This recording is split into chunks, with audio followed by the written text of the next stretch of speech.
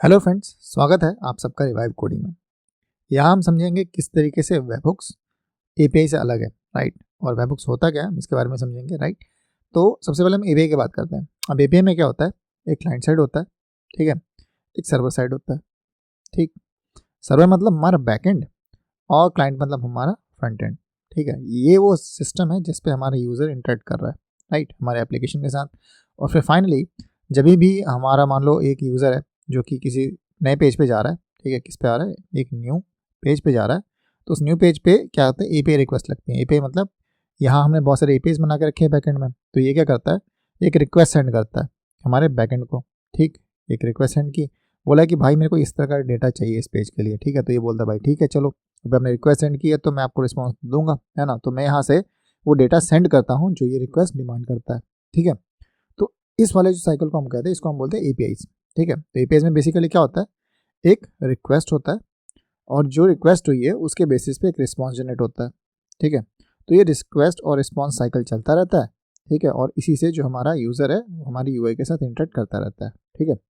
तो based upon the event जो कि हमारे यूज़र के इंटरेक्शन की वजह से ट्रिगर हो रही है, ठीक है, उन इवेंट्स की वजह से हम बार बार बैकएंड पे एपीआई रिक्वेस्ट करते हैं और एपीआई रिक्वेस्ट की वजह से हमको बार बार डेटा फ्रंट एंड में मिलता है, ठीक है। तो ये सिनेरियो हो गया कि भाई जो हमारा एपीआईज है किस तरह से काम करते हैं, ठीक, राइट। अब बात करते हैं हम वेबहुक्स की, ठीक। अब ये जो वेबहुक्स हैं ये किस तरीके से एपीआई से अलग है। अब वेबहुक्स आप इस तरीके से समझ सकते हो कि यार ये होते हैं ऑटोमेटिक इवेंट्स, ठीक है।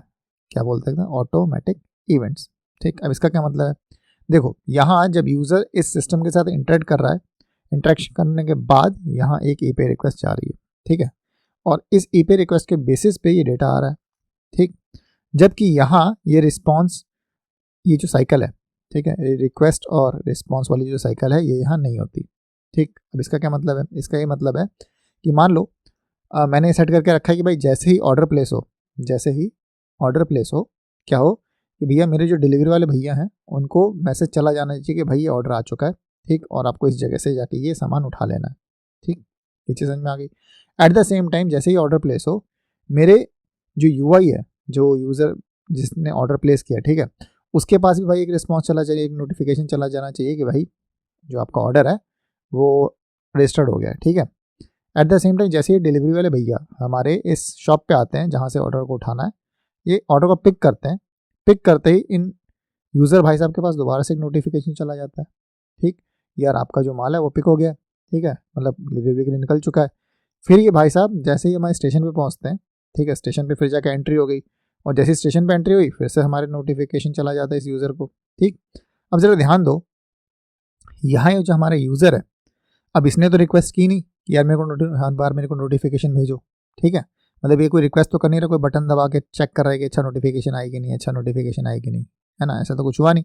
हुआ क्या कि जैसे ही अलग अलग इवेंट्स होते जा रहे हैं उसके बेसिस पे इस यूज़र को ऑटोमेटिक इन्फॉर्मेशन जाता जा रहा है, जाता जा रहा है, जाता जा रहा है, ठीक है। अब ये जो ऑटोमेटिक इन्फॉर्मेशन सिर्फ यहाँ तो जा नहीं रहा होगा, ये हमारे इस ऑनर के पास भी आ रहा है जो सामान सेल कर रहा है, ठीक है, कि यार अभी जो प्रोडक्ट है वो यहाँ से डिस्पैच हो चुका है, अभी स्टेशन पे पहुँच गया, अभी इधर पहुँच गया, ठीक है, ताकि ये जो मेरा ऑनर है वो भी इस चीज़ को ट्रैक कर सके और जो मेरा यूज़र बैठा है ये भी इस इवेंट को ट्रैक कर सके, ठीक है, सिंपल है।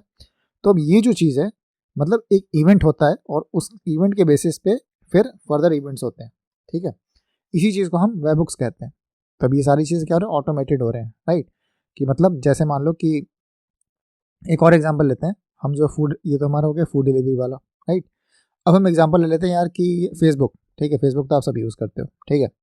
तो जैसे ही आपको किसी ने मैसेज भेजा, ठीक है, अब मैसेज कहाँ भेजा, आपको तो भेजा नहीं, वो उसने किसी नेटवर्क पे भेजा, ठीक है। अब जैसे ही नेटवर्क पे भेजा तो भैया नेटवर्क ने क्या किया, एक अलर्ट क्रिएट किया आपके लिए, ठीक है, जिससे कि आपको पता चल गया कि यार किसी ने मेरे को कोई मैसेज भेजा है, ठीक है।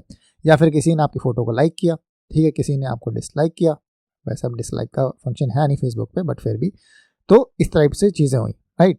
किसी ने आपकी पोस्ट को शेयर किया, और जैसे जैसे कि ये बंदा कुछ भी कर रहा होता है तो क्या होता है, एक ऑटोमेटिक इसके एक्शन के बेसिस पे, अब देखो एक्शन किसने किया, एक्शन किसी और ने किया, ठीक है, तो उसको नोटिफिकेशन नहीं गया कि यार तुमने लाइक किया, राइट। नोटिफिकेशन किसको आया, उस एंड यूज़र को आया जिसकी प्रोफाइल थी, राइट। अब इसने तो भाई कोई बैठ के यहाँ कोई बटन तो दबाया नहीं, है ना, अपने सिस्टम में कोई बटन तो दबाया नहीं कि भाई चल अब मेरे को नोटिफिकेशन दे, है ना।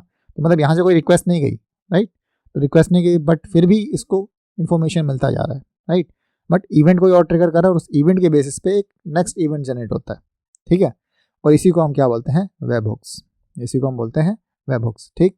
जब एक इवेंट के बेसिस पे फर्दर इवेंट्स ट्रिगर होते हैं, ठीक है, जो कि अब रिक्वेस्ट इसने किया बट ये जो रिस्पॉन्स, ये जो इवेंट ट्रिगर हुई, इसके लिए इसको रिस्पॉन्स जनरेट करके नहीं दे रहे, मतलब जिसने ये बटन क्लिक किया, मतलब फॉर एग्जांपल मान लो ये राम है, ये श्याम है, श्याम ने एक पोस्ट डाली, ठीक है, तो अब राम ने जाके उसको लाइक किया, राइट, बट ये जो नोटिफिकेशन है ये राम को नहीं मिल रहा है ना। रिस्पॉन्स, रिक्वेस्ट रिस्पॉन्स साइकिल में क्या होता है कि भाई जिसने रिक्वेस्ट किया उसी को जाके रिस्पॉन्स मिल रहा है, राइट, और इस केस में ऐसा है नहीं, ठीक है, तो ये रिस्पॉन्स किसको जा रहा है, ये जो फाइनल इवेंट ट्रिगर हो रहा है ये किसको जा रहा है, शाम को जा रहा है, शाम को नोटिफिकेशन मिल रहा है ना।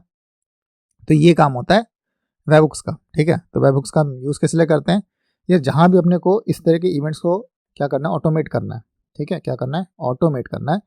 तो एक इवेंट के बेसिस पे अगर मेरे को बहुत सारे डिफरेंट इवेंट्स हैं जिसको ऑटोमेट करना है, अगर ये इवेंट ट्रिगर हुआ तो भाई ये चीज़ कर लो, अगर ये इवेंट ट्रिगर हो तो ऐसा कर लो, ये इवेंट ट्रिगर हो तो ऐसा कर लो, ठीक है। तो इस तरह के जो इवेंट्स हैं इसको हम इम्प्लीमेंट करते हैं वेबहुक्स बनाकर, ठीक।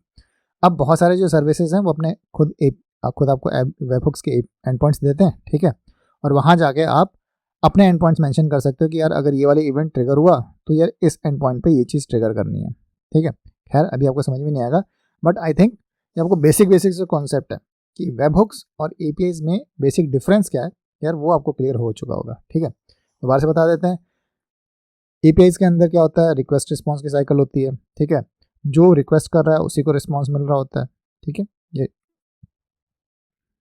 ये हमारा सिंपल सा प्रोसेस होता है। जबकि वेबहुक्स में क्या होता है, वेबहुक्स में एक इवेंट जनरेट होता है, बस ये हमारे यूज़र ने बस एक इवेंट जनरेट किया, ठीक है, ये मान लो बैकएंड पे मेरा पहुंचा, अब बैकएंड के बाद फिर यहाँ से फर्दर इवेंट ट्रिगर होंगे, जो भी चीज़ें होनी है, फॉर एग्जांपल कि नोटिफिकेशन जाना है कि यार यूज़र ने सक्सेसफुली लॉगिन कर लिया, ठीक है, या फिर और किसी तरह का इवेंट ट्रिगर करना है, ठीक, या फिर किसी ने कोई मान लो शर्ट है, ठीक है, शर्ट वाले पेज पे गया, वहाँ जाके उसने एक रेड बटन पे क्लिक किया कि भाई मेरे को लाल कलर की शर्ट चाहिए, और भाई इसके मालिक को वो क्या चलेगी, इन्फॉर्मेशन चलेगी कि भाई एक बंदा आया था जिसने की, और इस बंदे का डिटेल सेंड कर दिया इस मालिक पे, ठीक है, अरे बंदा आया था भाई आप इसको ट्रैक कर सकते हो, ठीक है, या फिर इसी के बेसिस पे एक ट्रैकर भी लग जाता है इसके पीछे, ठीक है। जैसे आपने देखा हो कि यार आप किसी साइट पे गए, ठीक है, आपने जाके वहाँ कोई शर्ट वर्ट देखी, अब शर्ट वर्ट देखने के बाद क्या होता है, अब आप दूसरी साइट पे भी जा रहे हो तो वहाँ आपको क्या होते हैं, उस शर्ट से रिलेटेड ऐड आने लगते हैं, है ना। तो ये सारी चीज़ें भी कैसे ट्रिगर हो रही हैं, बेस्ड अपॉन सम इवेंट्स, जो आपने कभी इवेंट किया था उसके बेसिस पे कुछ दूसरी चीज़ ट्रिगर हो गई, है ना। तो मतलब जैसे आपने किसी साइट पे गए, वहाँ से कुछ इवेंट ट्रिगर हो गया, अब उस इवेंट से आपके पीछे बोट लग गया, अब जिसका काम क्या है कि यार वो आप जहाँ जहाँ जाओगे वो आपको वो शर्ट बार बार दिखाता रहेगा, ठीक है। तो ये भी आपका वेबहुक का एक सिंपल सा एग्जाम्पल ले सकते हो, ठीक है। तो इसको हम कहते हैं वेबहुक। और अब आपको यार वेबहुक समझ में आ गया, तो आगे आने वाली वीडियोज़ में हम कहीं ना कहीं इसको इम्प्लीमेंट करके आपको दिखाएंगे कि वेबहुक्स को अगर आपको क्रिएट करना है अपनी एप्लीकेशन के अंदर तो आप वो किस तरीके से कर सकते हो। तो चलो यार फिर मिलते हैं अपनी नेक्स्ट वीडियो में, तब तक के लिए have a nice day and good bye.